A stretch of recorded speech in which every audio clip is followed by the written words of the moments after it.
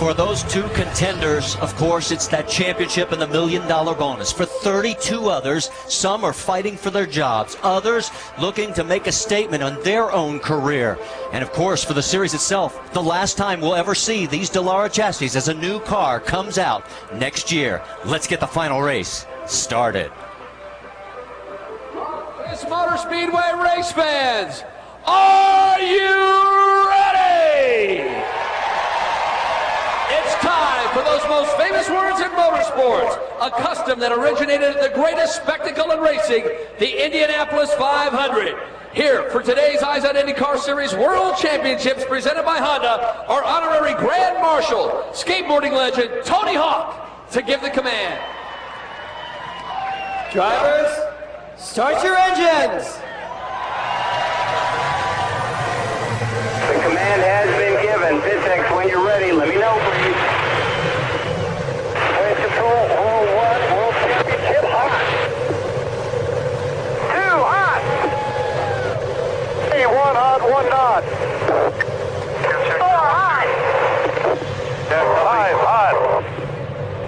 So you can hear the command from each row as the officials let each person know in the field that the car in their row has started. Let's get a quick update on this pressure that the two owners are facing. Vince is caught up with Chip Ganassi. With Chip just before. Chip, what was the message you gave to your team today before coming out for this championship battle? Well, to the team you say one thing, and to Dario, he knows what to do. But, you know, to the team, it's the keystone in our season. We're going to put the keystone in right here today. Thanks, Chip.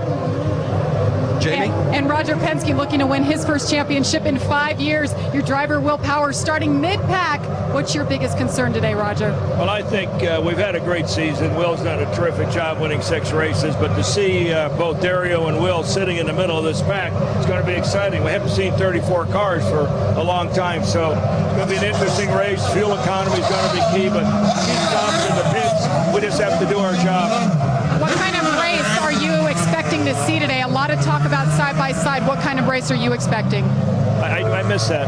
A lot of talk about how exciting side-by-side action on this track, how fast they're going. What do you expect? Well, I think you're going to see 3x3. I told our guys we don't need to hang out up in the upper lane until the last 50 laps because this race is like anything else. It's won at the end, not in the beginning. So good racing, good clean stops, and I hope that number 12 gets there first. All right, Roger Penske, Will Power, hoping to stop Dario Franchitti from winning 3 straight. Marty? Jamie, I don't know about down there, but up here we can feel the tension building as we take a look at our GoDaddy.com rules of racing. Well, Marty, the push to pass that Honda provides, the driver gets to push a button in the steering wheel. He gets to do that 20 times in 12 seconds a time. He'll get more power. It takes 10 seconds for that recharge. And 3 pit stops, we know if it goes all green, we know the strategy will change throughout the day.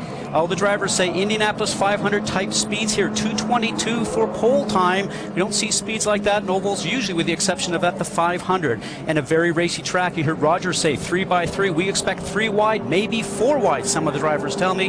And patience, boy, you better have it. 34 cars here, pick and choose, because it's going to have to get to the end if you have a shot at winning this thing. And the 34th and final car starting in this field will be driven by Dan Wheldon, going for the $5 million bonus if he can win the race. He is our in-race reporter. There he is in the number 77. Let's talk to him, Scott. Dan Wheldon, Scott Goodyear up in the ABC booth. Do you have us? I've got you, Scott. Big question everybody wants to know, Dan, today is, can you win and take home the $5 million bonus? Honestly, Scott, I wouldn't be doing this if I didn't think that I could win. Certainly, I'm not underestimating the talent of the other drivers in the field. I think IndyCar's got a phenomenal field right now. I want to thank GoDaddy and Verizon for this opportunity. And let me tell you, the Sam Schmidt Motorsports team, Brian Hurd Autosport guys have been working hard on this Bowers and Wilkins at Magnolia car with William Rast, Curb and Big Machine Records. So just so you know, Big Machine Records look after Taylor Swift. She's big right now. I've got to try and impress them a lot. And the speeds we have here, 222 miles an hour. I mean, just fantastic speeds here today. You expect that in the race? Absolutely. I think they'll be a little bit faster, but this is going to be a spectacle. This is a great way to go out for the IndyCar Series in 2011. We know we've got the new cars and multiple engine manufacturers coming for 2012.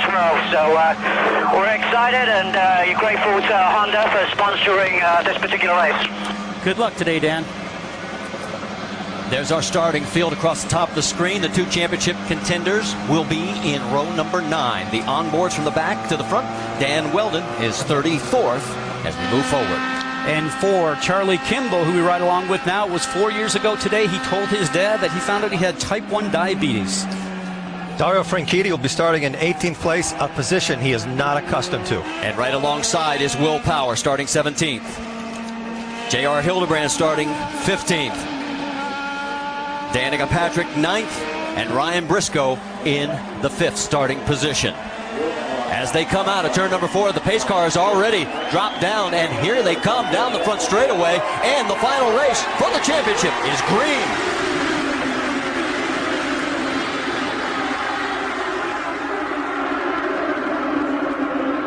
Well, we're already seeing 3 wide coming out of 2.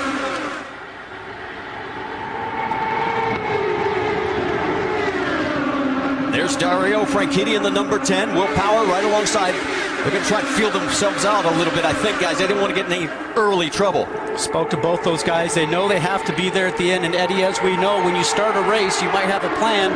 You take the green flag and you put your foot on the gas, and all you want to do is pass the car that's in front of you. The only plan these drivers have right now is to make sure they don't make a mistake. That's a big, gnarly, massive cars, and everybody is trying to find their rhythm. Right now it is Tony Kanaan up front of Ed Carpenter, Oriol Servia, Marco Andretti, Ryan Briscoe. And farther back, just pick your favorite driver because they are literally wheel to wheel, side by side. Remember, this track has changed since you and I ran here, Eddie. They put a higher banking here, up to 20 degrees. And this track is very different because of the dog leg in the front. The drivers are going through turns 3 and 4 right now. And this dog leg in the front, you come up here and basically it's another left-hand turn, and you have to watch who's on the inside of you because you can really squeeze somebody down. This is one of those places where you have to make sure your spotter and you are working in total tandem. Tony Kanaan's looking really strong. Look right in the middle of that screen. There's the number 10 of Dario Franchitti as he is continuing to sort of be in the middle of things. And you can see, we'll keep updating you as the points as they run. There's the 12. And Dario's just getting ahead of Will Power now as we look out the back. Things starting to sort out a little bit now. All those sparks you see, remember, full fuel right now. Tire pressures will build as they run a few laps. Raises the car off the ground. Those sparks will go away. Nothing to be concerned about for the drivers at this time. Checking in on that battle for 4th right there, Ryan Briscoe, Oriol Servia. Tell you who's really impressive right now is Ed Carpenter. He's picked up where he was in Kentucky. On board with Briscoe. The 98 of Alex Tagliani on the high side. Oh, so close and there. Touch there. These are not stock cars. They don't do very well when they rub sides with each other. But did you listen to that? They touched and they didn't even take their foot off the gas. They just kept on going. That was Ryan Hunter-Ray on the outside. He made a good move to avoid making that a 3-car pileup as he was on the worst end of that, being on the high side. Nothing's changed up front. Tony Kanaan is still leading, but boy, the action back behind him, he doesn't know what he's missing. He does know what he's missing. He's glad he's not in the middle of it. Right now, Franchitti is running. Well, he's just moved up into the 18th position. Will Power has dropped back, guys. He is now running 26th. And there is Will. As that, look who's passed him, the 77 of Dan Wheldon. Points as they run right now, Franchitti's favorite. The challenge for second place getting a little more interesting as Marco Andretti looking to the outside. And what's really interesting there is that Ed Carpenter probably could pull himself up a little bit closer to Kanaan, but he's not. Remember, when you get close to the car that's in front of you, that dirty air that comes off that car, Eddie, as you and I know from driving these, really takes the downforce off your car, maybe lightens up the front, and the car won't turn as well as it wants to. We call that understeer, and if the car can work well behind the car that's in front, great. If not, use the tools in the cockpit, the weight jacker and the adjusting bars, maybe make it a little bit better. Looking for Dan Wheldon. Started 34th in this field. He has moved up 10 spots. You're on board with him.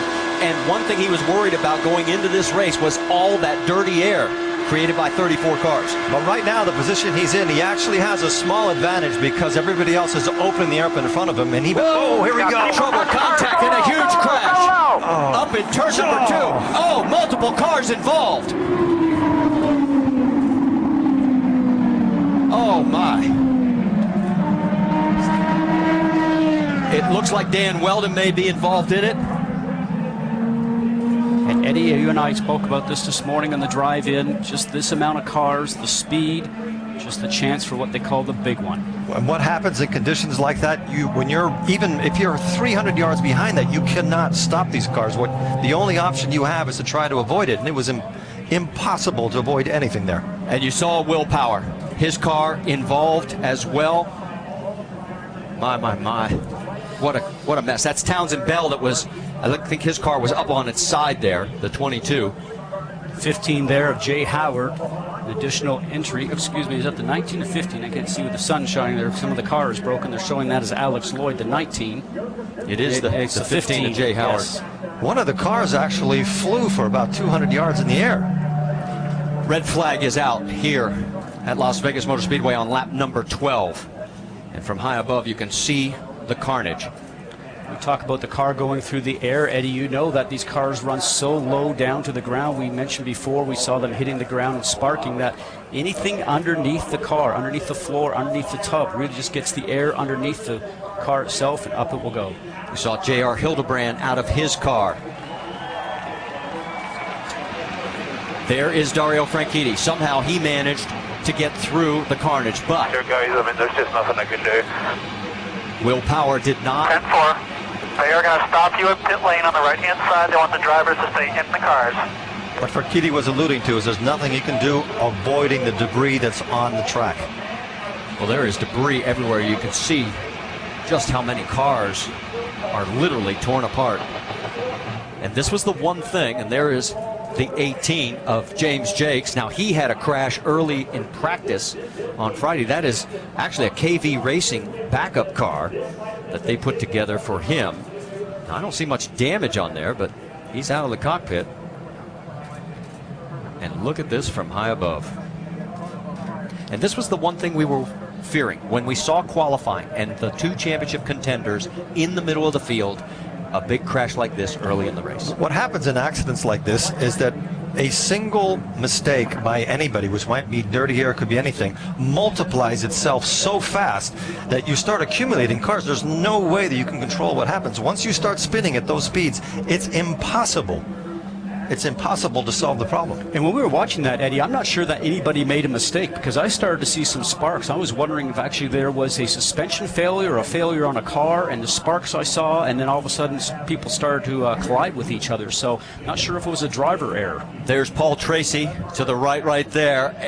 We're going to sort this out. We know at least 8 cars are involved, maybe more. So stay with us. We'll go side by side, and it's only lap 13. And we've already had a huge crash here at Las Vegas.